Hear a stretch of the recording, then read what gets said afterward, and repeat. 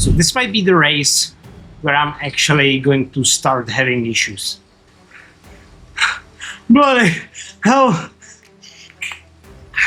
I'm dead. Ladies and gentlemen, welcome to stage 3 of Zwift Games 2025. It is the first climbing stage of the event, Downtown Eruption in Watopia, and it is a stage where I'm in the risk of being in trouble. And the first test of the day isn't actually that far away, because after about 1 minute and 30 seconds we have a first climb, the bottom half of the hilly KOM climb. And I have to admit that it would be super embarrassing to get dropped right here, right now, after not even 2 minutes of riding. But right from the start, it felt like anything was possible. Before we even touched the climb, my heart rate was deep into 170s, because the effort right from the beginning was crazy. And you can see that to even stay with the group, we needed to output around 6 watts per kilo, which for me was anywhere between 400 to 500 watts. Thankfully, this part of the climb isn't very long, it was only about 40 vertical meters, but it served as a very good warm-up anyway. And not just a warm-up, to be honest, it was also sort of an introduction what's going to come today. So this course is about 20 kilometers long, it starts on the bottom part of hilly KOM, then go to the S's, continues to the volcanic island where you face the biggest challenge of the day, which is the volcano KOM, and then returns back to downtown and finishes in an uphill finish to hilly KOM. Going into the race, I knew this was going to be a challenge for me, and for several reasons actually. Firstly, I didn't get good night of sleep the night before. Secondly, the climb to the top of volcano takes about 8 minutes for me. That is actually one of the weakest spots on my power duration curve. And thirdly, I was again racing in the 450 to 570 group, which undeniably has way better climbers than I am. During the first 2 stages, I was able to compete in those groups because even though the races were hard, I was able to utilize my strength, which is sprinting and short punchy efforts. But when there is a prolonged climbing, that's another story. That doesn't mean I'm going to give up prematurely though. If anything, this is going to be a great workout for my climbing abilities, and perhaps I will be able to surprise even myself. Here we have the first breakaway of the day, which pretty much doesn't bother me at all. Firstly, I need to survive the volcano climb, and then, if I am successful, I can care about racing.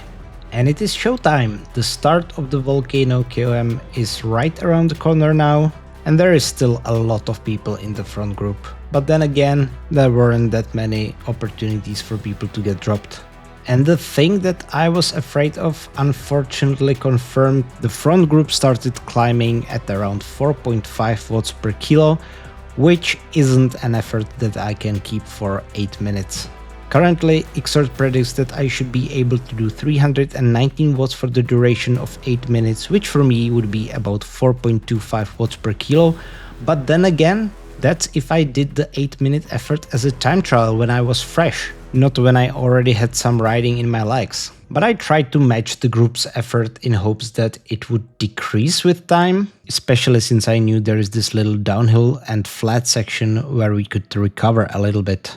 But as it is often the case, the recovery was very short and it wasn't that easy either. So here we are entering the second part of the climb, and my heart rate post-recovery is 180 watts. And I'm starting to feel that very soon I'm going to be in trouble.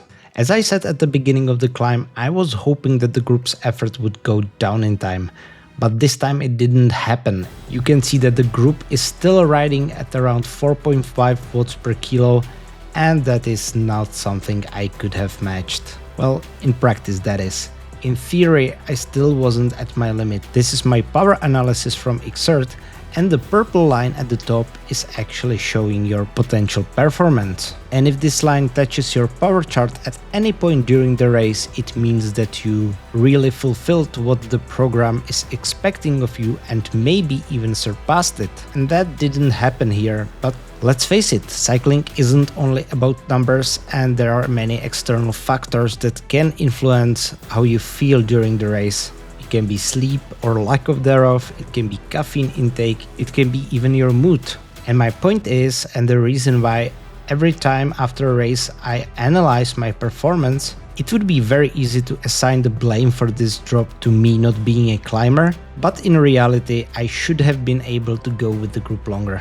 But like I said at the beginning, I took this as an opportunity to make lemonade out of the lemons, and even though my result probably isn't going to be anything to write home about, this is going to be still a killer workout, right? I'm now going to speed this up a little bit more because the descending part isn't really that interesting. I was focusing mainly on the recovery here because there was still going to be the final challenge in the form of the hilly KOM, and this time we would do the whole thing. With the regards to this race, however, I was thinking about one potential big flaw of Zwift Racing Score. And that is if it is really possible to assign anyone a number that is applicable for all races. And let me actually explain what I mean. If all that I'm going to do are flat races, I'm going to get a racing score that is representative of my flat racing abilities. But if I then enter a climbing race, I'm going to get destroyed every single time.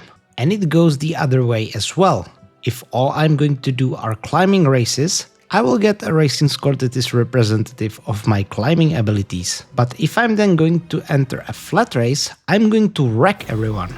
And the question is if there is actually any solution to this. What I would like to see personally is if all the courses were classified in one of three categories: flat, hilly and mountainous. Each rider then could have a separate racing score for each of those categories, which means that no matter the course, they would be able to race among their own. It could also mean that for the flat score, the seat could be calculated by sprint power. For the hilly course, maybe the 5-minute power would still be applicable, and for the mountainous courses you would take probably 20-minute power or even FTP. Not only would that make racing more enjoyable, but it could also give riders insight about which ability is their strongest and what is the difference between their strongest and weakest point. What do you think about this? Would you like having a system like that? Let me know in the comments. Maybe if there's enough people we can pitch the idea to Zwift. Back to the race, you are now watching the final 300 meters of this race, which wasn't really successful for me. But again, not all days go according to plan. And let's be honest, if it did, cycling probably wouldn't be that enjoyable sport. I finished this race on 61st spot. Funnily enough, it only cost me 1 racing point. And for the full transparency, here is my exert analysis, where you can see that I really had my reserves today, mainly on the volcano. At the end, I could have gone stronger if there was something to race for. Don't forget to let me know in the comments what you think about my proposed racing score changed, and if you like this video, subscribe.